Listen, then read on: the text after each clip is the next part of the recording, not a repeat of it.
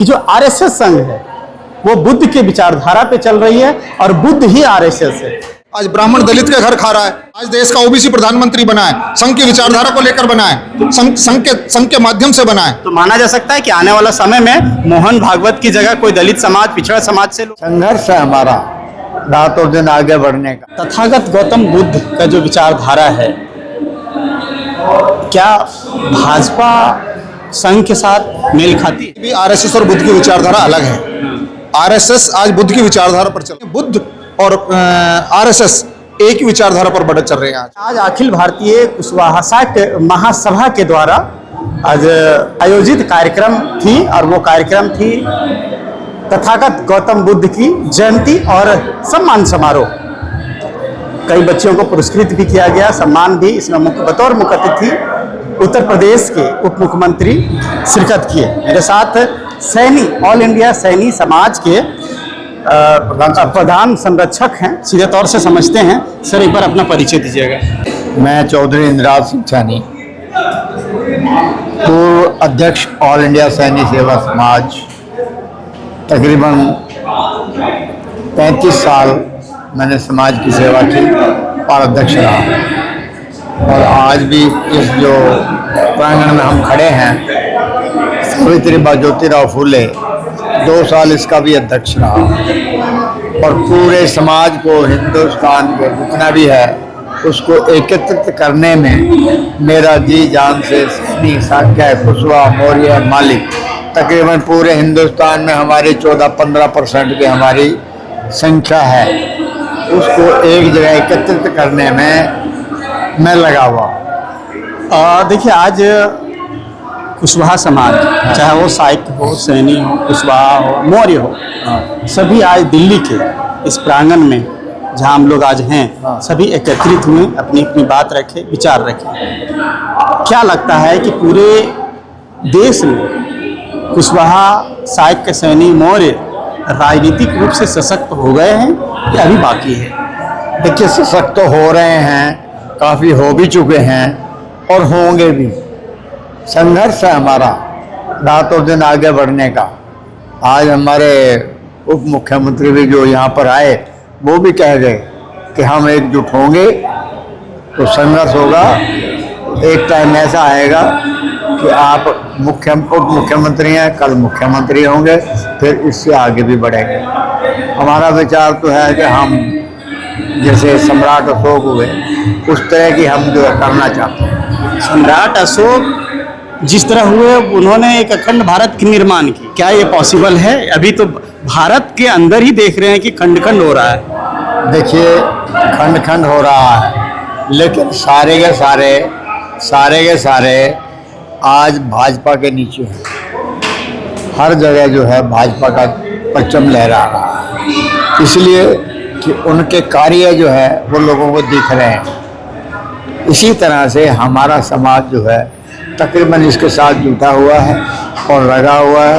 और अभी हम एक नया संगठन तैयार करने जा रहे हैं, जिसका नाम होगा सक्षम भारत।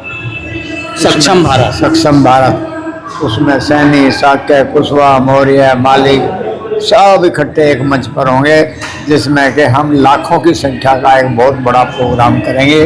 वो करने जा रहे हैं, जिसमें कि प्रधानमंत्री भी ये कहेगा कि हाँ, मुझे बुलाओ, इस प्रोग्राम में मैं आ रहा हूँ। मतलब इतनी बड़ी कार्यक्रम, मैंने सभी को एक साथ लेके चलना है। जिस तरह से तथागत गौतम बुद्ध सबको लेके चले, सम्राट अशोक लेके चले, वही हमारा काम है कि हम सबको इकट्ठा एक साथ लेके चल रहे हैं और आगे बढ़ रहे हैं। आज आपकी दुआ से सभी लोग सब सर्वमान्य हैं, बात जो कहता हूँ वो मानते हैं। मतलब सारे बहुत अच्छी तरह से मानते हैं हमारी बात को। हम जो कहते हैं वे संगठन मजबूत होना चाहिए, तो वो संगठन मजबूत हो रहा है। तो सारा सैनिक, साक्य, कुशवाहा, मौर्य, माली आज एक मंच पर आने को तैयार है, तो हो रहे हैं, हो चुके हैं। सैनी जी, आप अभी भाजपा की बात कर रहे थे कि भाजपा के छत के नीचे जो है सारे लोग हैं, अभी आ रहे हैं। मेरा कहने का मतलब ये है कि तथागत गौतम बुद्ध का जो विचारधारा है, क्या भाजपा संघ के साथ मेल खाती है? देखिए, ये तो पार्टियां हैं, पार्टियां। चलती रहती हैं। हाँ। अभी एक गई एक आई। जो अच्छा काम करेगा वो आगे बढ़ेगा, जो दुष्ट काम गलत काम करेगा वो कल के बजाय आज खत्म हो जाएगा।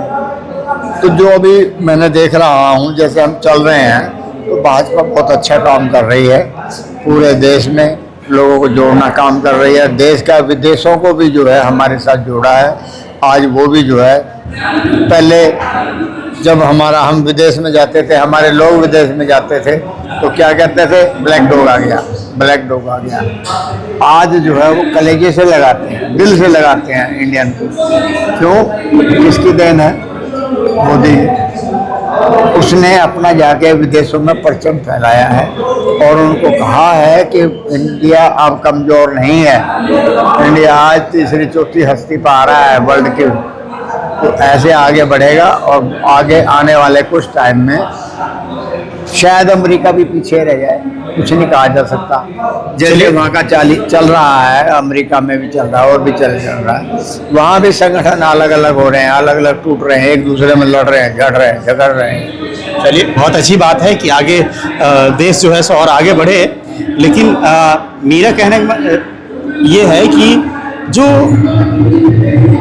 नमो बुद्धाय करते हैं, जो बुद्ध को मान रहे हैं और वो उस रास्ते पे चल रहे हैं, वो भाजपा की जो विचारधारा, संघ की जो आरएसएस की विचारधारा है, जो वो नहीं जोड़ रहे हैं, उन लोगों को आप फिर कैसे लाएंगे जो आना नहीं चाह रहे हैं? देखिए, क्योंकि उनकी एक अलग लय है, उनकी एक अलग रास्ता है।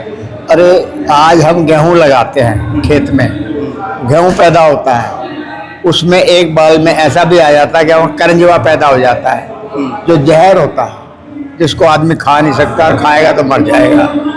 तो उसी तरह से समाज में भी ऐसा कोई ना कोई एक दो आदमी हो जाता है जो कुछ गलत बोलने लगता है, कोई उल्टा सीधा बोलता है। पूरी दुनिया में ये हाल है। चौधरी जी, आप उनको करेंज का उपाधि दे रहे हैं, फिर कहीं ऐसा ना हो कि वो कहेंगे कि हम बुद्ध को मान रहे हैं, बुद्ध को पूरी तरह से अपने अपना तो किए। हाँ जी, सवाल बताइए। आपने जो कहा है कि भी आरएसएस और बुद्ध की विचारधारा अलग है, आरएसएस आज बुद्ध की विचारधारा पर चल रहा है। माननीय प्रधानमंत्री देश के कहते हैं कि ये भारत बुद्ध की धरती है, सारे देश दुनिया में भारत बुद्ध की धरती बता रहे हैं प्रधानमंत्री जी, और संघ पृष्ठभूमि से प्रधानमंत्री जी हैं। संघ के नेता, सारे प्रचारक और माननीय सरसंघचालक तक सब ये कहते हैं कि सद्भाव की बात कर रहे हैं, आज पाखंड का विरोध कर रहे हैं। आज जो निचले पायदान पर व्यक्ति खड़ा है, जाति आधारित हो चाहे आर्थिक आधारित हो, उनके घर संघ के व्यक्ति जाकर के भोजन कर रहे हैं, सहभोज कर रहे हैं। ये पाखंड टूट रहा है। आज भारत देश दुनिया में दिशा देने की ओर बढ़ रहा है। तो इसलिए बुद्ध और आरएसएस एक ही विचारधारा पर बढ़ चल रहे हैं आज। इसलिए जो हमारे लोग सिर्फ बुद्ध को मान रहे हैं, आरएसएस को नहीं मान रहे हैं, उनको हम समझाएंगे, उनसे बात करेंगे और उनकी विचारधारा को लेकर ही तो आज भारत चल रहा है। कहाँ अंतर है बताइए? तो मान सकते हैं लोग कि जो बुद्ध की जो विचारधारा है, आज आरएसएस दलित, जिनको आज तथाकथित दलित कहा जाता है भारतीय व्यवस्था में, उन तथाकथित दलित के घर जाकर के सहभोज कर रहे हैं। आज ब्राह्मण दलित के घर खा रहा है। अतीत में अनटचेबिलिटी थी, जब बुद्ध जी थे तो अस्पृश्यता थी, छुआछूत था, उन्होंने उसका विरोध किया था। आज छुआछूत का विरोध संघ कर रहा है। तो एक ही विचारधारा पर है, समय लगता है बदलने में, एक दिन में कुछ नहीं होता। संघ भी वही काम कर रहा है जो तथागत गौतम बुद्ध ने किया था। तो आप मान सकते हैं कि जो बुद्ध की विचारधारा है वो आरएसएस संघ के लोग लेके चल रहे हैं?